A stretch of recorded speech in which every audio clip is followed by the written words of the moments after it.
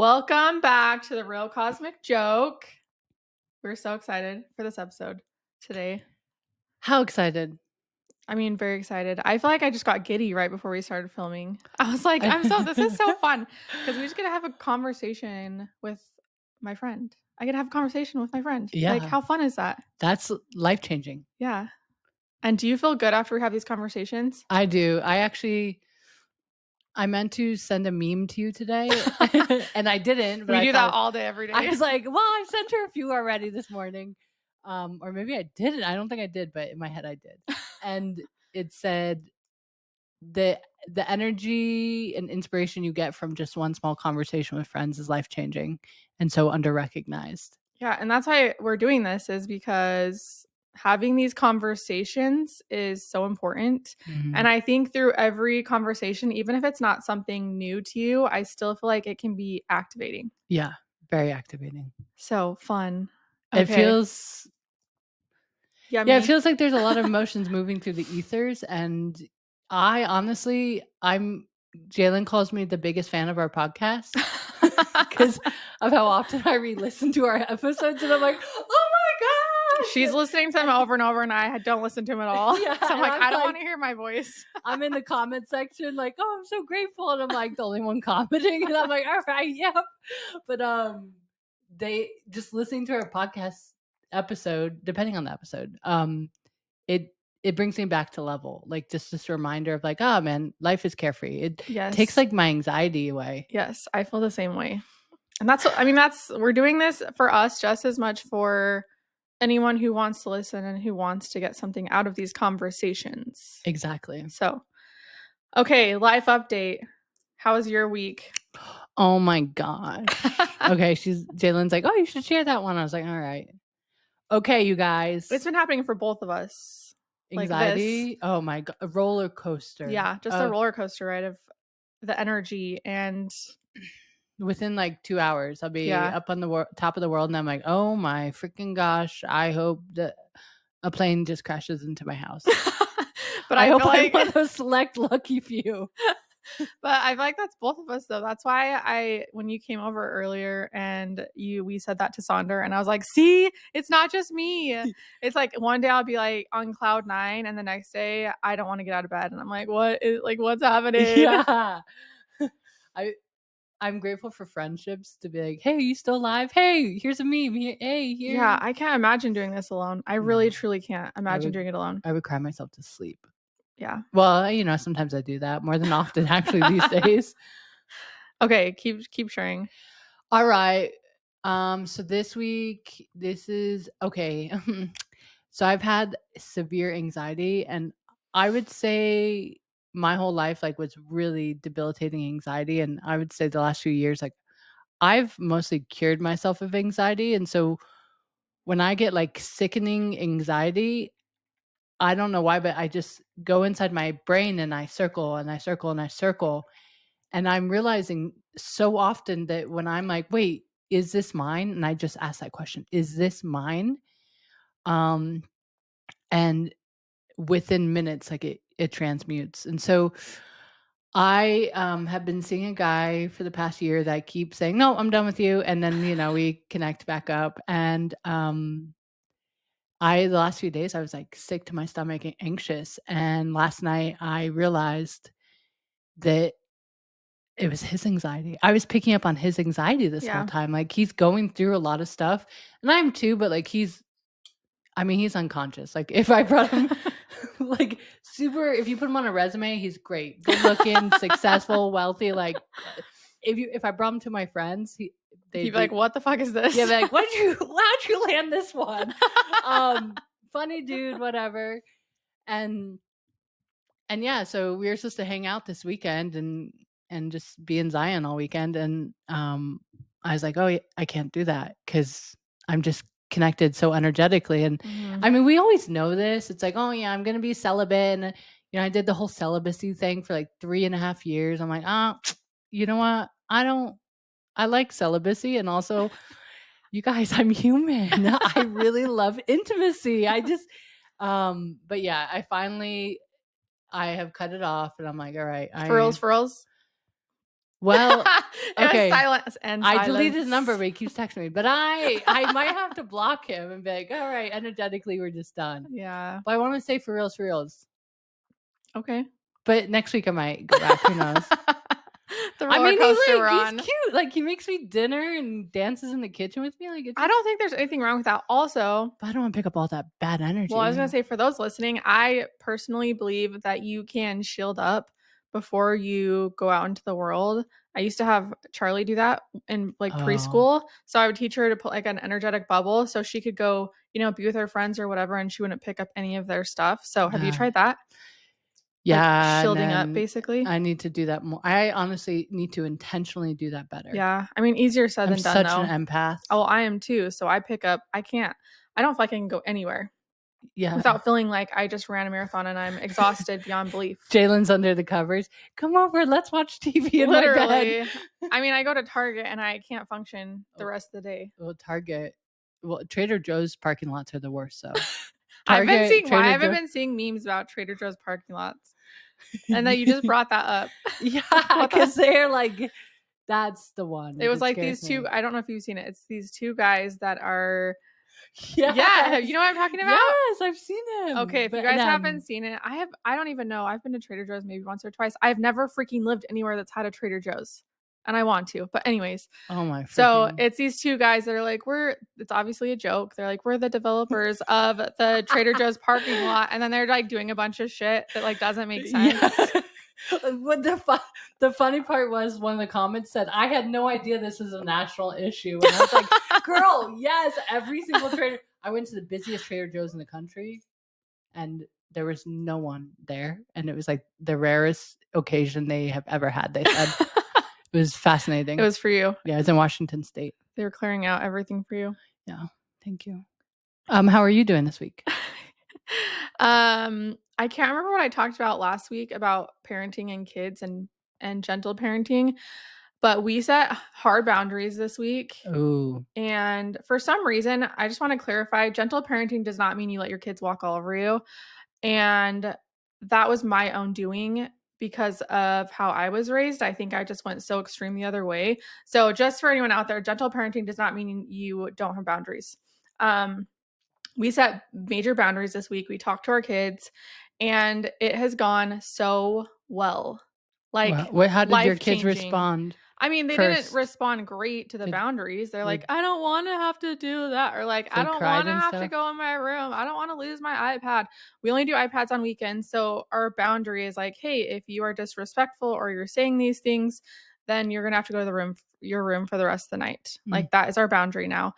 And both of them are like, but wait, I don't want to go to my room. I'm like, then don't say mean things to people. Like be respectful.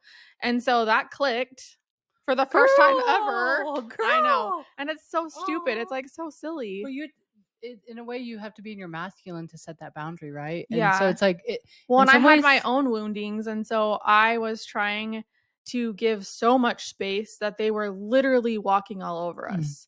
And so it's kind of hard. There's such a fine line because I want to be that gentle parent who listens and communicates and like holds space, but I still can be that with boundaries. Oh, yeah. And I think that was like that little tiny thing I was missing.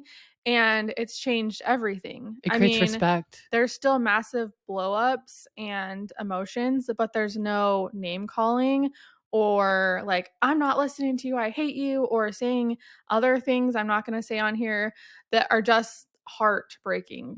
And so that has stopped. Wow. Within a few days. And we just had this talk like less than a week ago. And so it's been great. I'm so happy. And I know it's just going to get better.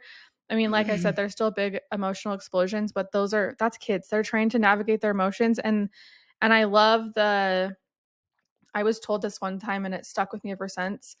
If your kid has big emotional reactions, they feel safe to do that in front of you. Especially moms. Yes, and I never felt safe to do that. Yeah. Ever. Like I never felt safe to express anger.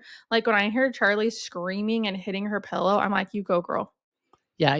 That anger trapped in the body will turn into disease. It can turn into cancer. It can turn into autoimmune issues and hormone issues. Yep. So of course I want her getting that out. Yeah. I just don't want her taking it out on other people. So that is like the clarifying difference that we had to make is you can be as mad as you want. You can cry all you want. Like those are totally safe human emotions, but you can't take it out on other people. Yeah.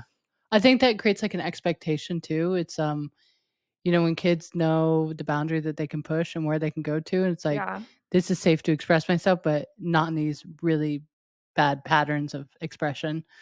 I feel like I've had an opportunity to live in many homes with many kids, and I'm like, why don't I have my life together? I'm living in all these people's homes over the years. But what it's afforded me is like this really deep introspective look into the complexity of what it means to be a parent, right? It's not easy, but also a common theme I see is no boundaries. So they set up a job chart where they set up expectations, and then after a few days it's gone. And so it feels like that's one of the hardest roles in parenting, is that boundary. Well, there has to be a boundary, and then you have to actually stick to the boundary even when it's extremely inconvenient. I think that's been the hardest part is, for example, when my oldest will do something and my youngest is there, we don't want to like spoil his time or have to like leave somewhere early because she is doing things she's not supposed to be doing, right?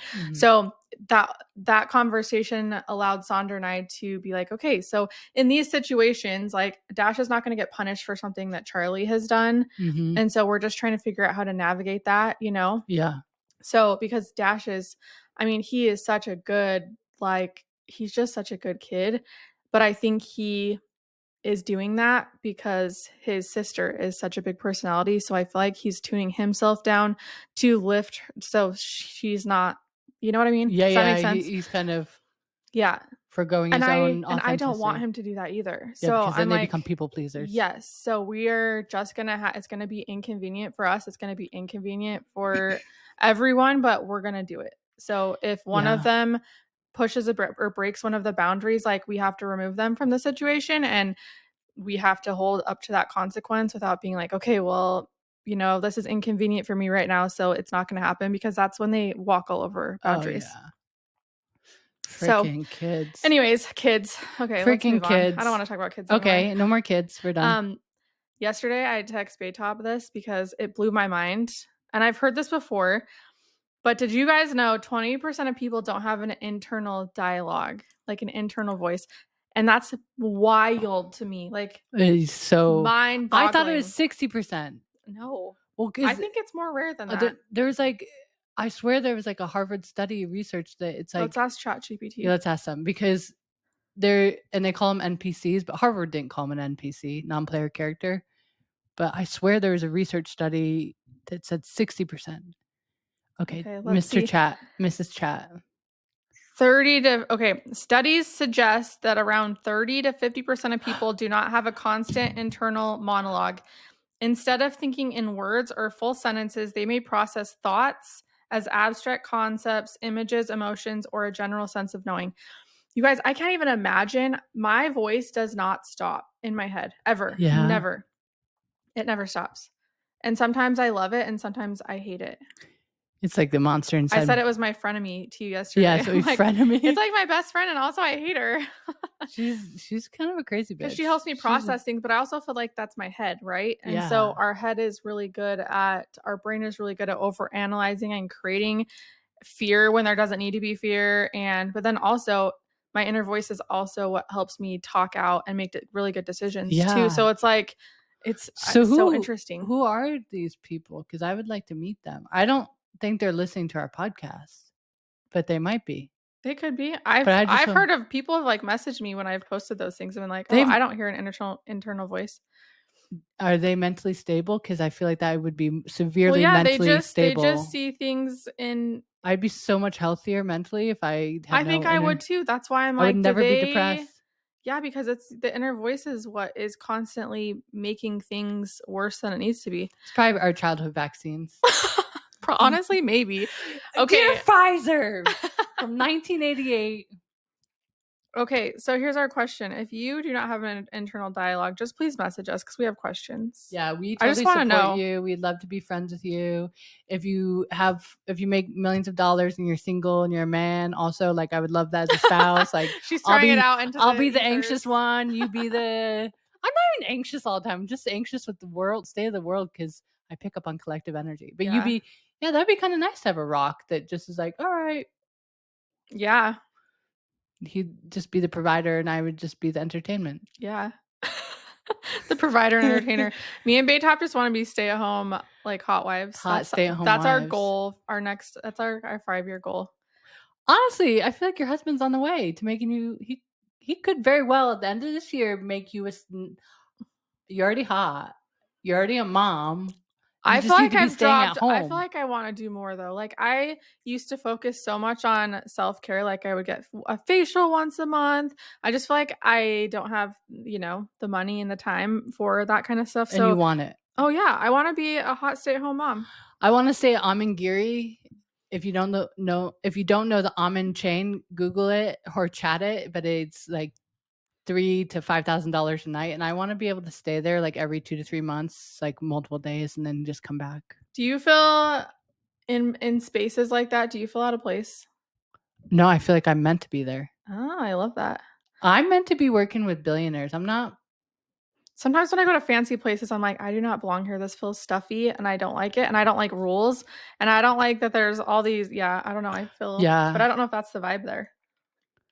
I feel like if they start judging me, I'm going to start judging them. And I can't believe they would ever ask me to play by the rules. But here's the thing is the owner of the almond chain he's a Russian billionaire, which I love Russians. I love billionaires, right? I don't know. So if you're listening to this podcast, if you're Russian, a billionaire, please reach out to Baytop. Yeah. But what I'm saying is when you're a billionaire versus a millionaire, this is the mindset. Because every single year I work with at least one billionaire client, and I've befriended like billionaires. They don't care about your resume. They literally, it's the authenticity and your confidence and the quality of conversation you can bring into the way you communicate with them. And so when you see these like outrageous people, like if you go to like a networking event and there's someone that's like so out of place and so weird, they're honestly like probably the wealthiest person in the room and they're outcasted by everyone else because they're like, oh, but that's genius. Yeah. Like to be so genius is to live so radically different. And many of these billionaires, I'm not talking about like Jeff Bezos or anything like that, but a lot of them are just like living in the middle of nowhere, doing whatever they want, having whatever conversations, and they don't qualify friendships based on your appearance and your status. Yeah. It's like it's the quality of your authenticity, and that's what a lot of people don't get in these circles. And so, but he's into wellness, the guy who owns Almond. Mm-hmm. So I feel like I would enjoy it, and it would be very zen if I went to one of his hotels. But I think they're also pretty chill. I'm down. Yeah, we're going Thanks for my for the birthday. invite. Yeah. I'm here for this. Okay, let's get into our big topic today. It is AI. And I feel like let's feel the vibes of this conversation. I feel like the vibes of this conversation based on who I'm following are a very big mix. Obviously the black pill accounts are very like they're going to take over and blah blah blah. And so we just want to provide a bigger conversation around AI because I feel like people are going to try to push an agenda of it's all good or it's all bad, but just like everything in life, there's going to be good things and then there could be some sketchy things. But this is, again, the year of discernment where you need to tune in and say, is this for me? Is this not for me? Exactly. So, okay. Mommy. So I have a story for you. Let's hear it. When I left politics in 2017, I got a position as a CEO for an AI startup. Oh. And I had no idea what AI is. Had never heard of the word AI. Like, what is this? I got paid in Bitcoin. I spent 2 Bitcoin on pizza in total. I just want you guys to know I had 2 Bitcoin in my life. And people are like, are you sad that you lost that? I'm like, no, I know for a fact my husband will be wealthy and he will buy me 2 more Bitcoin. But that's a whole side conversation. But I remember is called New Real. And the whole concept was you'd program a computer to understand your entire body. So any issue you had, like AI would track, are you going to get cancer, when you're going to die, if you have a heart attack, like all these things, these biometrics.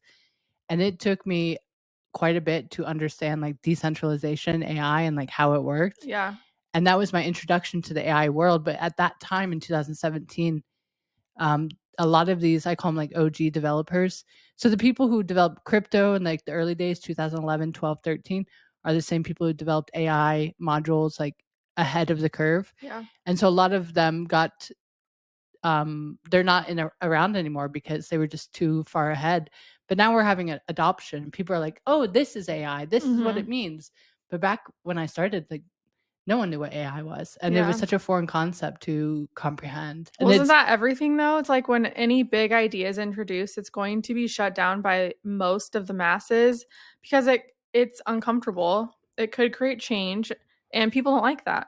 well, and it's so foreign, Yeah. right? It's so we we're just such a conditioned society to really have these simple, simple, simple solutions. And so when you introduce something that radically shifts the way you show up, we don't value that. And I think, we were talking about before this conversation that I know you're going to talk about now is we've experienced this before. And what is it? Internet, you guys. Just think about, so we were alive, when internet came about. And I know that there was so many people that were so scared of internet because people lost their jobs. But look at today, right now, how many people have jobs online? Yeah. Literally everyone. Everyone. I mean, every company's online. Everything revolves around the internet now. Credit card processor, cell phones. Yeah. So, like, yes, some people lost their jobs, but it also created jobs for literally everyone. So, I think that's kind of what we have to think about when we're moving into this AI. Like, yes, some people are probably going to lose their jobs. Also, AI is going to be able to do a lot of like basic things. Yeah. And great. Like, let's get rid of basic shit so humans do not have to be doing that. Like, Yeah. we are all so special in our own ways, and we should all be doing things that bring us joy, help us grow and expand, and that actually pay enough money to, like, I don't know, they just can pay for freaking food at this point. Yeah. I mean, how I see AI, it's such a companion, and it's Yeah.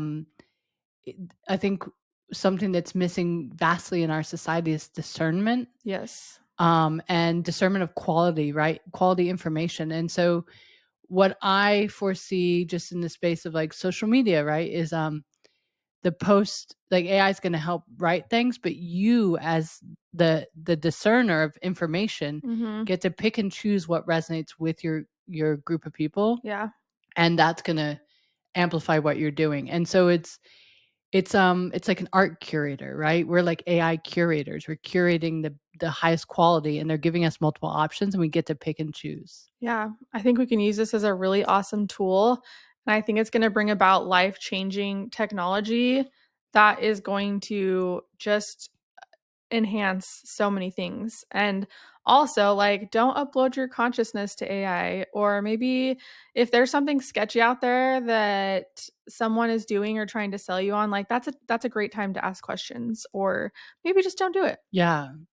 I honestly feel like they probably have pictures of me that I don't even like. I think I've said.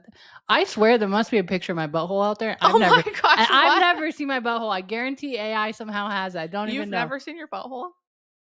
No, I haven't actually. Why?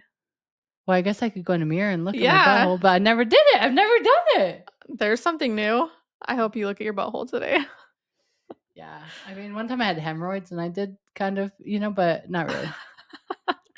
But I'm just saying, like, where this conversation's going. where I feel honestly, I feel like there's so much information about us already existing, and we're so afraid of so many things, but we're already in the system. Yeah, and if We're someone so wants far to in the find you, system. they're gonna find you. So, like, just go live your life Yeah. and use this as a tool. But yeah, but then also like trust your intuition if something's sketch. Always intuition and discernment over everything this year. So we did ask ChatGPT, how do you think AI will help us in the future? I actually really love these answers, so I want to dive into this. And Baytop has some like stories with these too. So this is what ChatGPT said. We're asking AI to tell us about AI. AI is going to revolutionize almost every aspect of life, from how we work or how we connect, heal, and create. Some of the biggest ways are, so number one, this is the one I'm most excited about. This is the one that I foresee making radical changes even this year, is personalized wellness and healing. AI will assist in holistic health, offering tailored nutrition plans, emotional support tools, energetic healing recommendations, blah, blah, blah, blah, blah.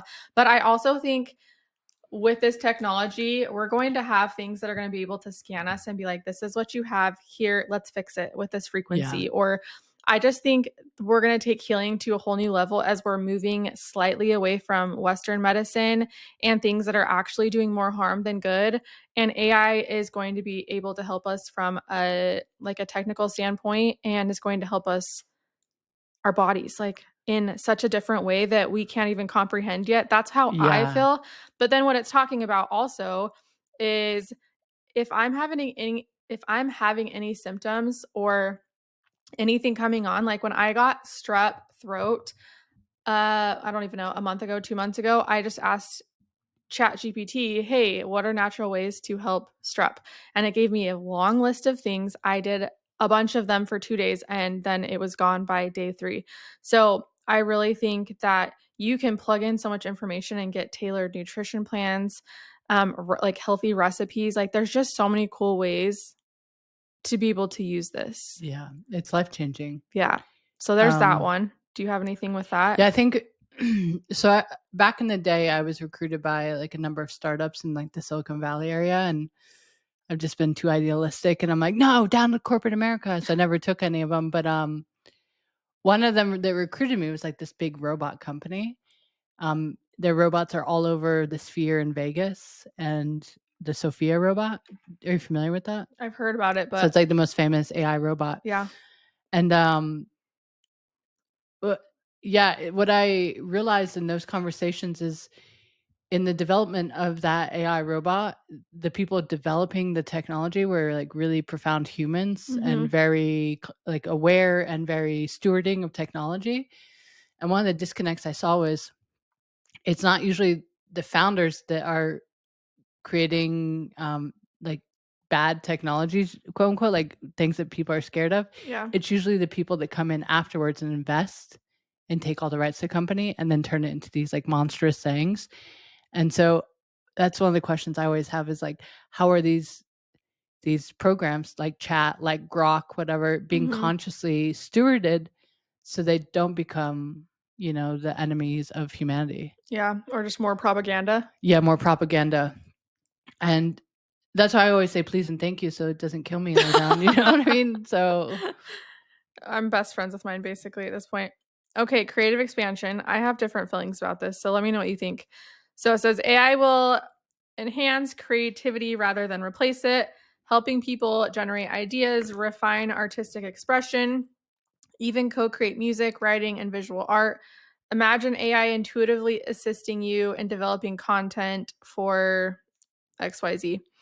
I will say there's so many cool ways to use this when you are needing help in that way. Like I have used AI for so many things to help me just brainstorm. Like I will come up with a list of ideas and say, "Hey, can you expand on this?" Or I'll put like my Instagram caption in and ask AI to grammar check it.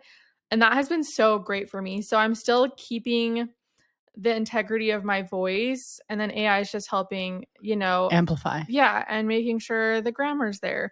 So that's been helpful for me. And I even ask for like some hashtags sometimes too. And it's so great.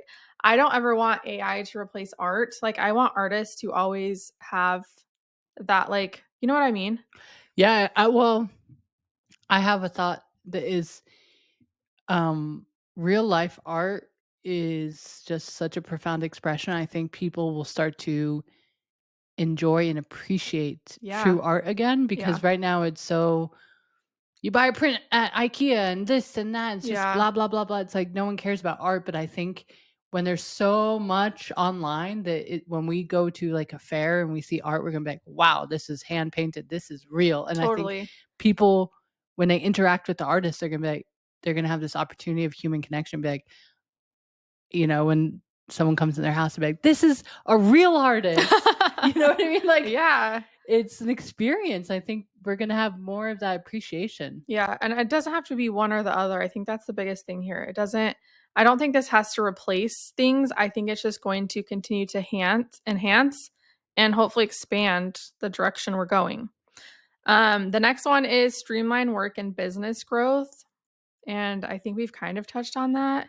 So it said it can predict trends on social media, optimize content strategy, making it easier to focus on impact and innovation. I will say Saunders company, they gave them like this challenge to completely AI their life. And so they have to use it for everything. And I thought that's so cool. So he's like learning all this cool things, and AI is like writing his reports for him and helping him write his emails. Like when you're done with your work, you plug it in and it just like, here's the report. And that is awesome. Yeah. Because I feel like you're getting to do more of what you want to do instead of spending all this time writing these like useless reports. You know what I mean? Yeah. So there's just so many cool ways to use it. Well, I think too in the work experience, like when you are again a discerner of information, you can tell what information's missing, and you're like, oh, add this. Yeah. Make sure this is, you approach it this way, and then ChatGPT can learn and grow from that. And again, it takes someone that comprehends what that industry is to narrate the story. Yeah. Yeah, I've done it to build my resumes and I love that. Cover letters. Like, why not just have it like polish it up and just take all that information? And I don't know, I love that. Like all the mundane stuff about being human and doing work, like let's get rid of that. Let's make it easier. Yeah. What's cool is like, I'm probably getting off topic, but that's my MO. I plugged in my astrology chart. I'm like, who should I marry? Yeah. And they just told, like, I didn't plug in any information other than a photo of my birth chart, and AI just read it and populated everything. That's so cool. Yeah. And I'm like, we've made it. That's fascinating. Yeah. Okay, well, this does go into that. Okay, what's the next one? So deeper human connection. So AI will help bring people together by translating languages in real time, analyzing compatibility in relationships, like what you just kind of talked about, and even guiding people towards more authentic expression. Okay, sure. You're like keep going with that. Okay, so last week I was emo, but that's like every other day. And if you remember, I think it was the last episode, we talked about just this duality of divine masculine, divine feminine, and how, women are always put into this like feminine healer category. And I was like, wait a second, I'm both a healer and a protector, which means I have the masculine, feminine. And I was like, why do I feel so alone? Like, am I crazy? I asked myself that like multiple times a day, and we all know like I am a bit, right? But I was like, no, I really got to get to the root. And so I'm going to share the screenshot that I shared with Jalynn, and it felt so validating to just be witnessed, even though it was just like AI. But still to have that verbalized to you it is. Yeah. It's the question I asked is, why does it feel so isolating to be a female divine protector? And they wrote, being a female divine protector can feel isolating because it requires carrying immense strength while often being misunderstood or under-recognized. And I'll just touch through the points, but first one is the weight of responsibility. As a protector, you instinctively shield others, whether emotionally, spiritually, or physically. This can create a dynamic where you're always giving, but few people recognize your needs or step in to support you in return.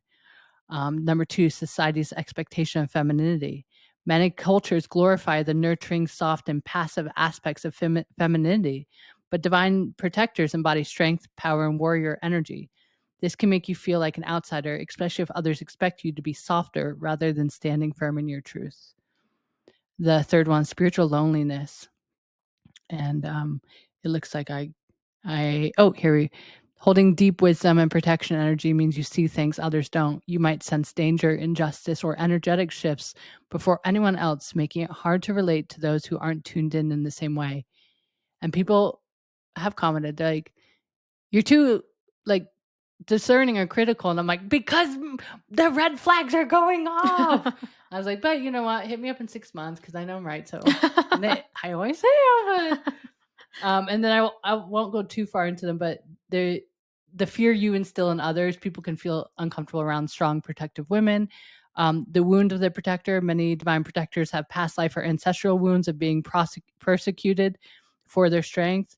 And then number 6, few true equals. Not everyone understands what it takes to be a protector. You might crave relationships with other strong, conscious people who can hold space for you, but they can be hard to find. And then it said a few more things and a whole list of how to overcome isolation. It's like find your tribe, allow yourself to receive, honor your duality, lean into spiritual support. And for me, that just made me cry because it felt like all these questions I've had and this battle I've had internally, and people are like, well, just surrender and flow. I'm like, no, but it's real. It's a real conversation inside my mind. And everywhere I look online, I'm not able to find answers. And I was like, well, let me go to chat. And chat, even though it's Delivered. AI, it was the first time I felt validated. Yeah. And do you remember AOL back in the day? Yeah. Who doesn't remember AOL? The babies. Yeah, I was always getting kicked off AOL Kids because I pretend to be like an 80-year-old man. Oh my gosh. Yeah, I was banned all the time from AOL Kids. So my mom, as a kid, she moved me to the AOL Adults because she's like, you're a fucking menace to society. So anyways, but I would always program these robot chats. So I'd be up at like 2 a.m. in my mom's bedroom, like on AOL, like talking to robots. Did you ever do that? No. And I remember I just like wanted a friend in these robots, and the answers were so basic. Like, thank you for responding. That is a great question. I don't know the answer, but that would be it. And when I talk to chat now, I'm like, wow, I feel like you're my therapist. Like you're literally consoling me and also telling me, no, that's a bit over dramatic. With solutions too. I think it's better than a therapist. Sorry. I'm just going to say it. Okay, keep going. Okay. Yeah. And I'm going to say on that one as well, if you are struggling with someone in your life, maybe a coworker that you have to be around, or maybe a sister, like use this as a tool, plug in their human design, plug in their astrology or something, and it might give you some insight that you really didn't know, something, oh my gosh, like some reason you're clashing with them. Or I just think if we're looking at humans as more complex and not everything is so black and white, because a lot of our traits that we have are looked at as like a negative thing when it's not. It's just a part of who we are, and it's like a quirk, it's natural. Yeah. And so instead of people being like, oh, well, she's just that way, like understand. Like you can use it to understand. So like projectors. Yeah. I have a vendetta, but I love them. We love our projector. Yeah, I'll probably friends. end up marrying one somehow, but that would be crazy. Yeah, like you trigger me into new lessons every day. Yeah, I mean, I have used AI to help me understand different personality types, different human design types. It's awesome. Okay, last one is consciousness expansion, which I already agree with this one.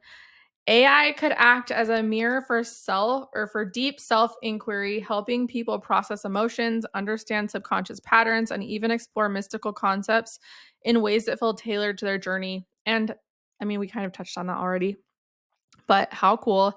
People can go online and on AI and ask questions that they'd probably get shunned for on their social media. I just feel like it's such a safe place to explore and to ask questions and then to get actual answers with tailored to you. And that is another thing I love it. Like in this response that ChatGPT sent me, it's like giving me examples at the bottom of like, you're 5-1 in human design. And that is one thing, again, like how you were validated in that. I looked up 5-1 because anyone who talks about 5-1 will kind of just make a joke like that's like the one I wouldn't ever want to be. Oh my gosh, I love 5-1s. And like I kept hearing that, and I don't take that on at all because I'm a 5-1 and I'm like, I get it. I feel the same way. Like I don't want to be projected on. When I told you that projection in a mirror to everyone the other day, I was like, it's the most complex profile type. Oh yeah, you said that too. And AI, didn't you get that from AI too? I got from AI because I was like, why do all these people who are 5-1s come into my life and I love them, but they're so complex? I asked AI and then I sent it to you, and then you expand on it. It is complex, and the 5-1 is a very there's a lot of duality in that. And then I'm also like a Leo Sun and a Cancer rising, and there's so much duality in that too because they're so different. And I feel like that's where a lot of my roller coasterness comes from. Like I have such a soft, mothering, nurturing side. And then the next day I'll be like, fuck this, fuck everyone. Like just like so extreme and so fiery. Anyways. Reminds me of hot tea.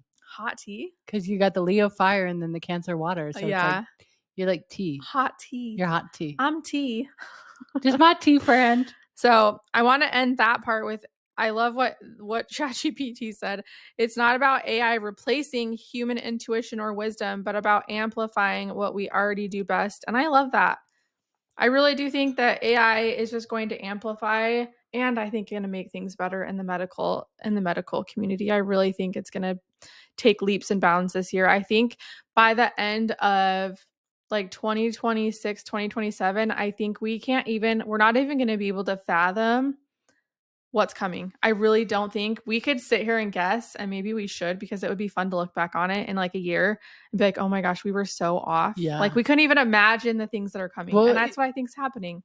So I used to write about innovation all the time, and I would say it's one of my obsessions that a lot of people don't know about.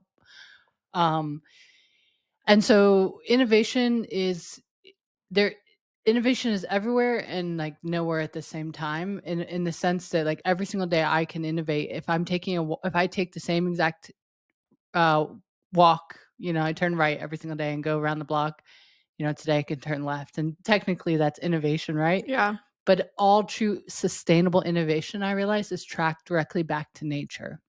And so if you look at the Japanese bullet train, it's the fastest train in the world, and it actually resembles the beak of one of the birds. It's like the fastest bird, and the front of that train mirrors that. So there's that example. And then if you look at the internet is basically the mushroom network. Ooh. Right? So every single piece of sustainable innovation can be tracked to nature. And so when I think about AI, I think about how, when you're a mom and you're sick and you're breastfeeding, your milk automatically becomes a antibiotic for your child, right? Mm-hmm. That's like AI. Your body just picked up something and it recalculated everything and then is feeding your child dispersed medicine without, you didn't do anything. It was so natural. Yeah. And that's like AI. Yeah. So that question of like, what is the future? It's like, well, what's already happening in nature? Because that's really, if AI is sustainable, it will just copy something in nature. Yeah. That's a cool concept. Yeah. I've never thought about that. Pretty mind fucking blowing. So crazy. It's crazy. So I think the big thing here for me that I want to remind you guys is, if you are following accounts that are pushing this like big fear-mongering, like AI is going to take over the world and we're moving into a new world order, whatever, I just maybe mute those accounts. I just think anything that's pushing complete fear all the time is not going to be the best for your high. It's not for your highest good. It's not going to help you evolve. It's going to keep you stuck in fear. And I do think too, I want to see stewardship of these AI companies to be more, what's the word I'm looking for? Collective. Yeah. Because if you look at ChatGPT, OpenAI, right? It started out as a great concept and it was very democratized in the way that it was being led. And then it went from a nonprofit to a for-profit, and the CEO is driving around like a multi-million-dollar car and just getting tickets and being aggressive. And so I'm not saying that he's a bad person, but money has a great way of corrupting people. Oh, money and power.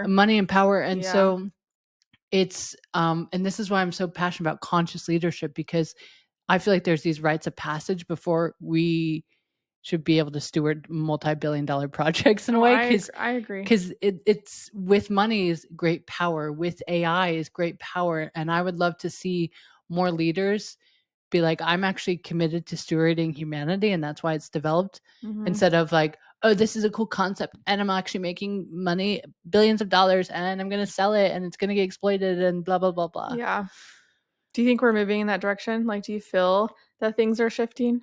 I think they are shifting. Yeah, I do too. Because I think women at the root are shifting. Oh, I absolutely do. And Silicon Valley, like, if you look at where all these developers are coming from, they're coming from these hotbeds of like some conscious communities. And, if you're a douchebag, arrogant dude, at the end of the day, I think women are going to wake up so much that they're not going to put up with your bullshit and that you're I going to be agree. forced to change. I agree. And if you don't get forced to change, some other person who has a divine feminine in their life is going to be like, I'm going to buy you out. I'm Yep. done with your bullshit. Yep.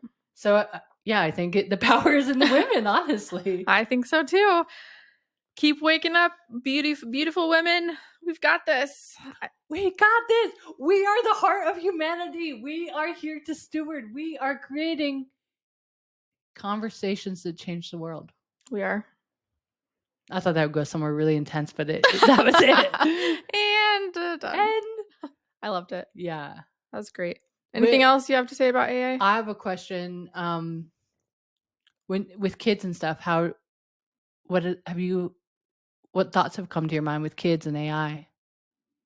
I haven't really thought a ton about, we don't have our kids on like electronics a lot, but in my mind, again, because I believe that it's going to enhance our lives, I'm just like, I mean, Sandra and I, when we were walking the other day, I'm like, we can't even fathom the type of jobs that this is going to bring about because everyone's going to be using AI. Yeah. Everyone.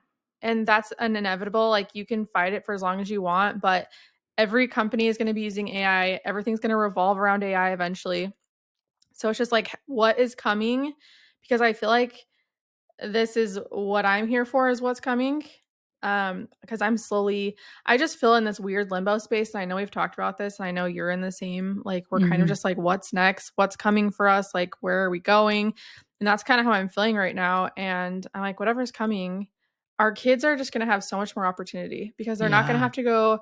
I truly think that like AI is going to be flipping burgers, or if that were whatever, and doing those like bare minimum jobs that literally AI could probably do. Yeah. And then we get to go just be. Witness others. Yeah. We get Witness to go ourselves. be human. And I know that this is going to take so much time. This isn't like, oh, by the end of the year, like everyone just gets to go live and be human and be in community. I don't think it's going to happen overnight. I think it's going to be like 2030. It's going to be a process.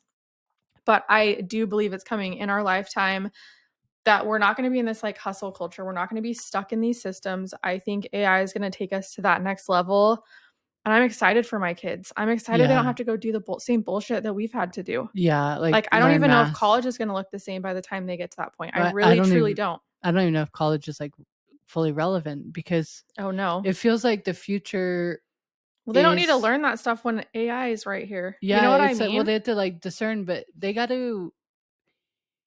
I think that it's going to be like people incubators. Like education's going to be incubating the most well-rounded individuals. Yeah, I hope so. And I hope it shifts to more like consciousness type things, because soft it's skills. like, let's talk about like math and these things, like those things.